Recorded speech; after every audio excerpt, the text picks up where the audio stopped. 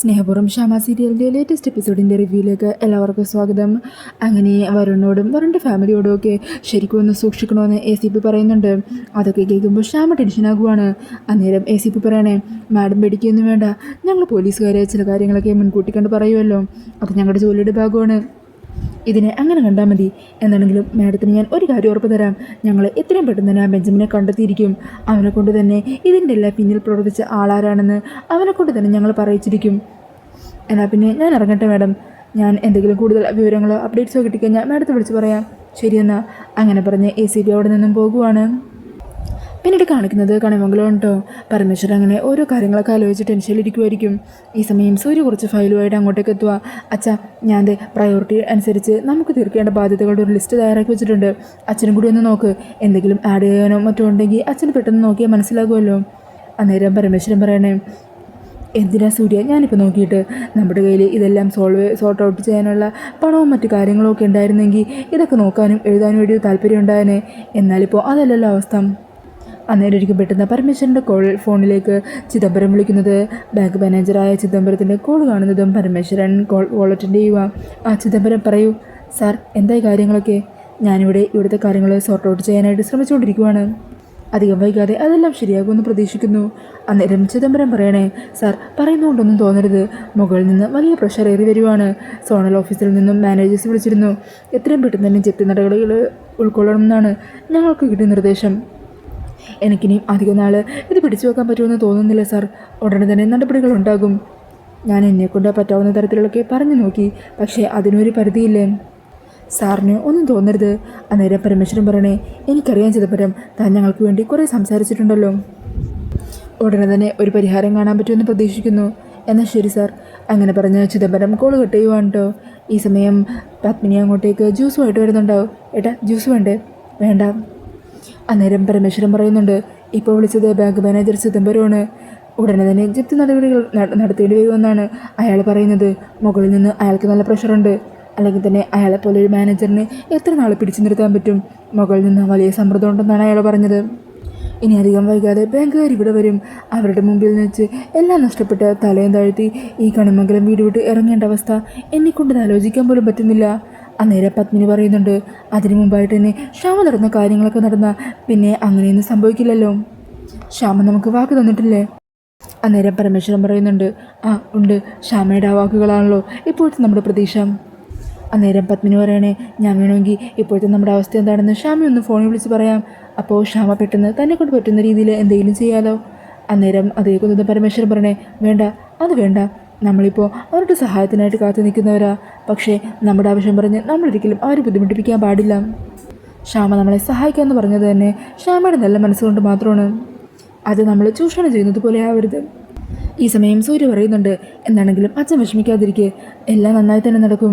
Shyama madam വാക്ക് തന്നതല്ലേ, madam അത് പാലിച്ചിരിക്കും, ഒന്നും നമുക്ക് നഷ്ടമാകാൻ പോകുന്നില്ല. അങ്ങനെയൊക്കെ പറഞ്ഞാൽ പരമേശ്വരനെ സമാധാനിപ്പിക്കുന്നുണ്ട്. പിന്നീട് കാണിക്കുന്നത് പുറത്തുനിന്ന് മീറ്റ് ചെയ്യുന്ന മുത്തശ്ശിയും പ്രിയങ്കയും ശരത്തിനെയുമാണ് കേട്ടോ. ഈ സമയം ശരത്ത് പറയുന്നുണ്ട്, അങ്ങനെ നമ്മുടെ പ്രൊഡക്ഷൻ കമ്പനിയുടെ ഓൾമോസ്റ്റ് പല കാര്യങ്ങളായിട്ട് ചെയ്ത് തുടങ്ങിക്കഴിഞ്ഞു. ഇനി എല്ലാവർക്കും മുമ്പിലേക്ക് നമ്മുടെ പ്രൊഡക്ഷൻ കമ്പനി എത്തണം. അത് ആൾക്കാർക്കിടയിൽ ഒരു ചർച്ചാ വിഷയമായിട്ട് മാറണം. നമ്മുടെ കമ്പനി സക്സസ് ആകാനായിട്ട് വേണ്ട 3-4 കാര്യങ്ങളുണ്ട്. അതിലൊന്നാമത്തേത് നല്ല പെരുമാറ്റവും നല്ലൊരു പ്രശസ്തിയുമാണ്. അത് നമുക്ക് ഒതുക്കി ഉണ്ടാക്കിയെടുക്കാം. പിന്നെ മുടക്കാനായിട്ട് വേണ്ട നല്ലൊരു ഫിനാൻഷ്യൽ ബാക്ക്ഗ്രൗണ്ട് അതിപ്പോൾ നമുക്കുണ്ട്. പിന്നെ നമ്മുടെ പ്രൊഡ്യൂസറിനോടുള്ള ആൾക്കാർക്കുള്ള ഒരു റെസ്പെക്റ്റും ബഹുമാനവും ഒക്കെ വേണം. അത് മുത്തശ്ശി വിചാരിച്ചാൽ ഉണ്ടാക്കിയെടുക്കാവുന്നതേ ഉള്ളൂ. പിന്നെ വേണ്ടതൊരു ഓഫീസാണ്. ഇനിയുള്ള നമ്മുടെ ഡിസ്കഷൻസ് എല്ലാം ഓഫീസിലിരുന്നുകൊണ്ടാവണം. അന്നേരം പ്രിയങ്ക പറഞ്ഞേ, അതിനുള്ള കാര്യങ്ങൾ എന്താണെന്ന് വെച്ചാൽ ശരത്ത് എത്രയും പെട്ടെന്ന് തന്നെ ചെയ്തോളൂ. ആ ഓഫീസിൽ പ്രൊഡ്യൂസർക്ക് ഇരിക്കാൻ വേണ്ടി മാത്രം പ്രത്യേക ഒരു ക്യാബിൻ, അങ്ങനത്തെ ചില സെറ്റപ്പുകൾ വേണം. പ്രൊഡ്യൂസറെ കാണാനായിട്ട് അങ്ങോട്ടേക്ക് എത്തുന്ന ഡയറക്ടേഴ്സിൻ്റെ മറ്റാൾക്കാരുടെയൊക്കെ മുമ്പിൽ നല്ല ഗെറ്റപ്പിലിരിക്കണം മുത്തശ്ശി. അന്നേരം സുകുമാരി ചോദിക്കുന്നുണ്ട്, അതെന്താണ് നീ അങ്ങനെ പറഞ്ഞത്? അപ്പോൾ ഇപ്പോൾ എന്നെ കാണാൻ അത്ര ഗെറ്റപ്പൊന്നും ഇല്ലയെന്ന്, എന്നെ കണ്ട ഒരു പ്രൊഡ്യൂസറിൻ്റെ ലുക്കില്ലയെന്ന് അല്ലേ?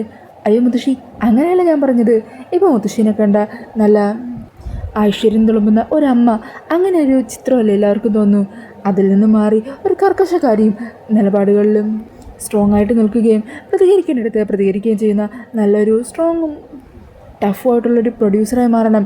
എന്നാലേ ആൾക്കാർക്കൊക്കെ ഒരു പേടി ഉണ്ടാകുള്ളല്ലോ. അതാണ് ഞാൻ ഉദ്ദേശിച്ചത് എന്നൊക്കെ പറഞ്ഞ് മുത്തശ്ശീനെ പൊക്കിയടിക്കുന്നുണ്ട്. ഇപ്പോഴുള്ള ഈ വേഷമൊക്കെ ഒന്ന് മാറ്റി കുറച്ചുകൂടി ഒരു ആർഭാടം വേണം. മുത്തശ്ശിയുടെ നടപ്പിലും ഡ്രസ്സിങ്ങിലും അതുപോലെ ആറ്റിറ്റ്യൂഡിലും ഒക്കെ. ആറ്റിറ്റ്യൂഡോ എന്ന് വെച്ചാൽ അന്നേരം പ്രിയങ്ക പറഞ്ഞേ, അത് മുത്തശ്ശി ഈ ആൾക്കാരോടുള്ള പെരുമാറ്റവും അങ്ങനത്തെ രീതികളും ഒക്കെയാണ്. പിന്നെ മുത്തശ്ശി മറ്റൊരു കാര്യം കൂടി പറഞ്ഞേക്കാം, ഇന്നും കൂടി ഞാൻ മുത്തശ്ശീന്ന് വിളിക്കുള്ളൂ കേട്ടോ. അതെന്താടാ? അപ്പം നീ നാളെ മുതൽ എൻ്റെ പേരാണ് വിളിക്കാൻ പോകുന്നത്? അല്ല മുത്തശ്ശി, ഇതുപോലെ പ്രൊഡ്യൂസറൊക്കെ ആയിക്കഴിഞ്ഞാലുണ്ടല്ലോ നമ്മുടെ നില എത്രത്തോളം ഉയരത്തിലേക്ക് പോകുമെന്നറിയോ? ആ സമയത്ത് ചുറ്റുപാടും നിൽക്കുന്നവർ മാഡം എന്ന് വേണം വിളിക്കാൻ. അത് കേൾക്കുമ്പോഴല്ലേ ബാക്കിയുള്ളവർക്കും മാഡത്തിനോട് റെസ്പെക്റ്റ് തോന്നുള്ളൂ. അതുകൊണ്ട് ഞാൻ ഇനി മുതൽ സുകുമാരി മാഡം എന്നേ വിളിക്കുകയുള്ളൂ. നമ്മുടെ കമ്പനിയിലെ ഓരോ സ്റ്റാഫും എന്തിൻ്റെ പ്രൊഡക്ഷൻ ബോയ് മുതൽ എല്ലാവരും സുകുമാരി മാഡം എന്ന് വേണം വിളിക്കാൻ. അങ്ങനെ ഈ നാട് മുഴുവൻ സുകുമാരി മാഡത്തിൻ്റെ പേര് വേണം കേൾക്കാനായിട്ട്. സുകുമാരി മാഡം കൊള്ളാം, ഇത്ര നാൾ ഒന്നുമില്ലാതെ ദരിദ്രവാസിയായി ജീവിച്ചു, എന്നാൽ ഇനി അങ്ങോട്ട് സുഖിക്കാൻ പോകുവാടാ. നീ കൃത്യസമയത്ത് വേണ്ട പോലെ ഇതുപോലുള്ള നിർദ്ദേശങ്ങളും കാര്യങ്ങളും പറഞ്ഞു തന്നാൽ മതി. അതൊക്കെ ഞാൻ വേണ്ട രീതിയിൽ തന്നെ കൈകാര്യം ചെയ്തോളാം. ഈ നാട് മുഴുവൻ ഇനി സുകുമാരി മാഡത്തെക്കുറിച്ചും മാഡത്തിൻ്റെ കൊച്ചുമോളായ എൻ്റെ പ്രിയങ്കമോളെക്കുറിച്ചുമായിരിക്കും സംസാരിക്കാൻ പോകുന്നത്, അല്ലേടാ? പിന്നല്ലാതെ. ഇത് കണ്ടില്ലേ ശരത്തെ, മുത്തശ്ശിയുടെ ഒരു ഫോം. ഇതുപോലെ ഈ ഒരു ആറ്റിറ്റ്യൂഡിൽ തന്നെ മുത്തശ്ശി അങ്ങ് മുമ്പോട്ട് പോയാൽ മതി. അന്നേരം ശരത്ത് പറയണേ, പിന്നല്ലാതെ ഞാൻ ഇപ്പം തന്നെ മുത്തശ്ശിനെ മാഡം എന്ന് വിളിച്ചു തുടങ്ങുക. മാഡം ഇനി ആഗ്രഹിക്കുന്നത് പോലെ ഓരോരോ കാര്യങ്ങളായിട്ട് വെട്ടിപ്പിടിക്കാൻ പോവുക. പിന്നെ ഇനി മാഡം പ്രിയങ്കയൊക്കെ കൂടി കാറിൽ മാത്രം യാത്ര ചെയ്താൽ മതി, ബസ്സിലോ ഓട്ടോറിക്ഷയിലോ ഒന്നും യാത്ര ചെയ്യാൻ പാടില്ല. അല്ലെങ്കിലും എനിക്ക് ഓട്ടോറിക്ഷയിലൊന്നും യാത്ര ചെയ്യുന്നത് തീരെ ഇഷ്ടമല്ല എന്ന് പ്രിയങ്ക പറയുന്നുണ്ട്. അന്നേരം മുത്തശ്ശി പറയുന്നുണ്ട്, നമ്മളിനി സുഖിക്കാൻ പോകുക മോളെ. നമ്മൾ ആൾക്കാരെല്ലാം അസൂയപ്പെടുന്ന രീതിയിൽ ഉയരങ്ങളിലേക്ക് എത്തും.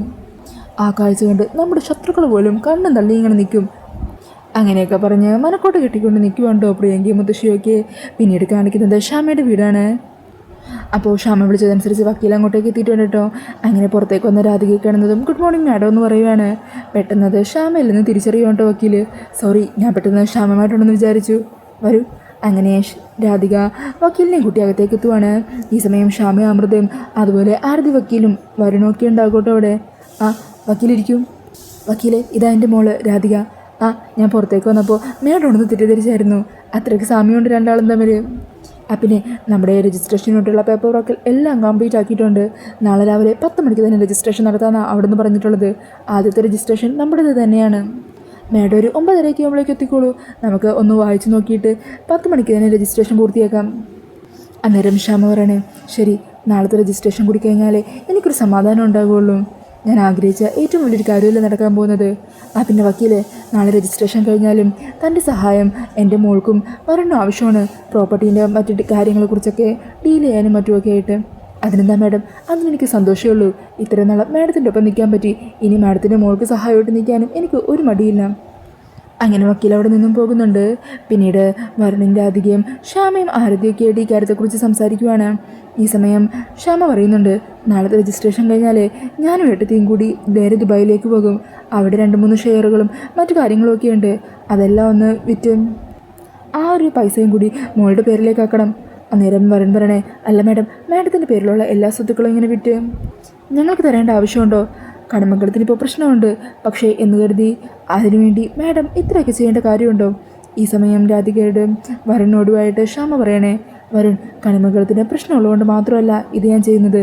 ഇത് ഞാൻ പണ്ടേ തീരുമാനിച്ച കാര്യമാണ്. എനിക്കുള്ളതെല്ലാം എൻ്റെ മോൾക്കുള്ളതല്ലേ. അന്നേരം അമൃതം പറയുന്നുണ്ട്, അതേ വരുൺ, ഇതെല്ലാം ക്ഷാമം നേരത്തെ തന്നെ തീരുമാനിച്ചതാ. ഇപ്പോൾ ഒരു രജിസ്ട്രേഷൻ, അത്രേ ഉള്ളൂ. പിന്നെ വരുൺ, രാധികയെ, കടമംഗലത്തെ പ്രശ്നങ്ങളൊക്കെ തീർത്തു കഴിഞ്ഞാൽ രണ്ടുപേരും കൂടി ദുബായിലേക്ക് വരണം. കുറച്ച് നാൾ നമുക്ക് അവിടെ നിൽക്കാം.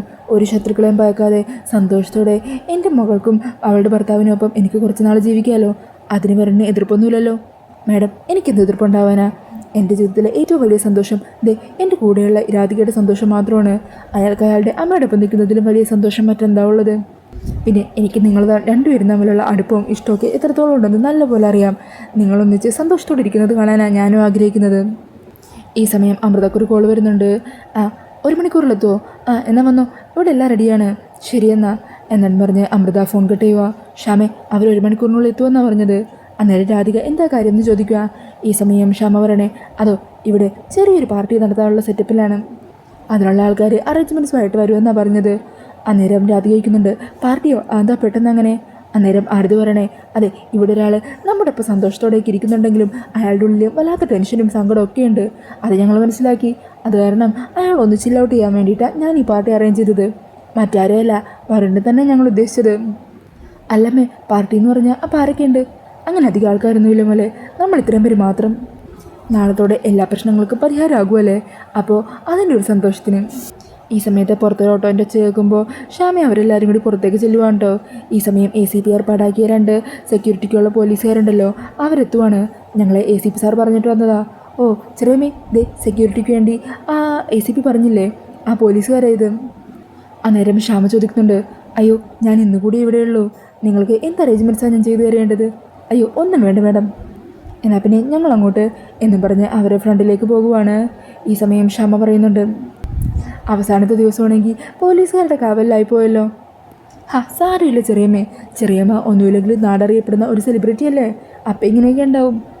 പിന്നെ എന്താണെങ്കിലും നമ്മുടെ ഈ പാർട്ടിക്ക് നമ്മളധികം പേരെയൊന്നും ക്ഷണിച്ചിട്ടില്ലല്ലോ. എന്താണെങ്കിലും ഇവർ രണ്ടാളും തന്നെ ആവട്ടെ ഇന്നത്തെ ഗസ്റ്റുകൾ. അങ്ങനെ അവരകത്തേക്ക് പോകുവാണ്. പിന്നീട് പുറത്തു നിൽക്കുന്ന ആ 2 പോലീസുകാരുടെ അരികിലേക്ക് നടന്നു ചെല്ലുവാണ്ടോ ഷാമ. അതെ, ഞങ്ങളകത്ത് ഭക്ഷണം കഴിക്കാൻ പോകുക. അതിനെന്താ മാഡം, നിങ്ങൾ ധൈര്യമൊക്കെ വെച്ചോ, ഞങ്ങളുടെ ചുറ്റുപാട് നിരീക്ഷിക്കുന്നുണ്ട്. അന്നേരം ഷാമ പറയണേ, ഞാൻ വന്നത് അതിനല്ല, നിങ്ങളെയും കൂടി ഭക്ഷണം കഴിക്കാൻ വിളിക്കാനാ. അയ്യോ അത് വേണ്ട മാഡം, ഞങ്ങൾ ഭക്ഷണം കൊണ്ടുവന്നിട്ടുണ്ട്. ആയിക്കോട്ടെ, നിങ്ങളിപ്പോൾ ഈ കുടുംബത്തെ കാക്കാനല്ലേ ഇവിടെ വന്നിരിക്കുന്നത്, അപ്പോൾ നമ്മളൊരു കുടുംബം പോലെയല്ലേ, കുടുംബം ഒന്നിച്ച് ഭക്ഷണം കഴിക്കുന്നു, അങ്ങനെ കണ്ടാൽ മതി, വാ ഇങ്ങോട്ട്. അങ്ങനെ പറഞ്ഞ് ഷാമ അവർ 2 പേരെയും അകത്തേക്ക് വിളിച്ചുകൊണ്ട് പോകുവാണ്. അങ്ങനെ എല്ലാവരും ഭക്ഷണം കഴിക്കാനിരിക്കുക. ഈ സമയം അമൃത പറയണേ, ഷാമയും ഇരിക്ക്, ഞാൻ വിളമ്പാം. വേണ്ട എടുത്തിരിക്കുക, ഇന്ന് ഞാനാ എൻ്റെ കൈകൊണ്ട് തന്നെയാണ് എല്ലാവർക്കും വിളമ്പാൻ പോകുന്നത്. അങ്ങനെ പറഞ്ഞ് ഷാമ എല്ലാവർക്കും ഭക്ഷണമൊക്കെ വിളമ്പുവാണ്. ഈ സമയം ഒരു പോലീസുകാരൻ പറയണേ, അതെ മാഡം, ഞങ്ങൾ ഭക്ഷണം കഴിക്കാനായിട്ട് അകത്തേക്ക് വിളിച്ച് കയറ്റി, അപ്പോൾ ഞങ്ങൾ കൂടുതലായിട്ട് സ്വാതന്ത്ര്യം എടുക്കുകയാണെന്നൊന്നും വിചാരിക്കരുത്. മാഡത്തിൻ്റെ ഒരു പാട്ട് കേൾക്കണമെന്ന് ഞങ്ങൾക്ക് ആഗ്രഹമുണ്ട്. അയ്യോ എൻ്റെ പാട്ടോ? ഈ സമയം ഇത് കേൾക്കുന്നതും വരണിൻ്റെ ആദ്യമൊക്കെ സന്തോഷമാകണേ. മാഡത്തെ പോലെ ഇത്ര വലിയൊരു സെലിബ്രിറ്റി എടുക്കുന്ന പാർട്ടിയിൽ പങ്കെടുക്കാമെന്നോ മാഡത്തെ ഇതുപോലെ നേരിൽ കണ്ടിരിക്കാമെന്നോ ഞങ്ങൾ സ്വപ്നത്തിൽ പോലും വിചാരിച്ചില്ല. ഇതൊക്കെ ഒരു വീഡിയോ എടുത്ത് അയച്ചു കൊടുത്തു കഴിഞ്ഞാൽ ഞങ്ങൾക്ക് കിട്ടാൻ പോകുന്ന വിലയുണ്ടല്ലോ, എത്രയാണെന്നറിയില്ല. അതുകൊണ്ട് മാഡത്തിൻ്റെ ഒരു പാട്ടും കൂടി കേൾക്കണമെന്ന് തോന്നി. അത് അതിമോഹമാണെങ്കിൽ മാഡം ക്ഷമിക്കണം. അന്നേരം ക്ഷമ പറയണേ, അയ്യോ അങ്ങനെയൊക്കെ പറയുന്നത് എന്തിനാ? ഞാൻ പാട്ട് പാടാറുണ്ട്, അത്യാവശ്യം പാട്ടൊക്കെ പാടിയിട്ടുമുണ്ട്. എനിക്കത് ഒത്തിരി ഇഷ്ടമാണ്. പിന്നെ നിങ്ങൾക്ക് വേണ്ടി ഒരു പാട്ട് പാടിയില്ലെങ്കിൽ പിന്നെ ഞാൻ ആർക്ക് വേണ്ടിയാണ് പാടുക? അന്നേരം പറയുമ്പോഴേ, സത്യം പറയാമല്ല മാഡം, എനിക്കും മാഡത്തിനൊരു പാട്ട് കേൾക്കണമെന്നുണ്ടായിരുന്നു, എങ്ങനെ അത് ചോദിക്കുമെന്ന് ആവശ്യപ്പെട്ടിരിക്കുവാണ്. ഈ സമയം അറുതി വരണേ, ചെറിയമ്മ പാടുന്ന ഒരു പാട്ട് ലൈവായി കേട്ടിട്ട് കുറേ നാളായി, എനിക്കും കേൾക്കണം. അന്നേരം അമൃത പറയണേ, എന്നാൽ പിന്നെ തുടങ്ങിക്കോ ഷാമേ. ഈ സമയം ഷാമ പറയുന്നുണ്ട്, മോളെ ഒരു കാര്യം ചെയ്യ്, മോള് കൂടി എൻ്റെ ഒപ്പം പാട്. അയ്യോ വേണ്ട, തൽക്കാലം ഇവരെല്ലാവരും ഇരിക്കുന്നത് അമ്മയുടെ പാട്ട് കേൾക്കാനാ, എനിക്കും അത് കണ്ടുകൊണ്ട് അമ്മയുടെ പാട്ട് കേൾക്കാനാണ് ഇഷ്ടം, അതുകൊണ്ട് അമ്മ പാടി തുടങ്ങിക്കോ. അങ്ങനെ ഷാമ പാട്ട് പാടാനായിട്ട് നിൽക്കുന്ന ആ ഒരു സീനൊക്കെ കാണിച്ചുകൊണ്ടാണ് കേട്ടോ എപ്പിസോഡ് തീരുന്നത്. അപ്പോൾ ഈ ഒരു റിവ്യൂ ഇഷ്ടമായിട്ടുണ്ടെങ്കിൽ മറക്കാതെ വീഡിയോ ഒന്ന് ലൈക്ക് ചെയ്യണേ. ഇതുപോലുള്ള കൂടുതൽ റിവ്യൂസിനായിട്ട് ഈ ചാനലൊന്ന് സബ്സ്ക്രൈബ് ചെയ്തും കൂടി സപ്പോർട്ട് ചെയ്യണേ. താങ്ക്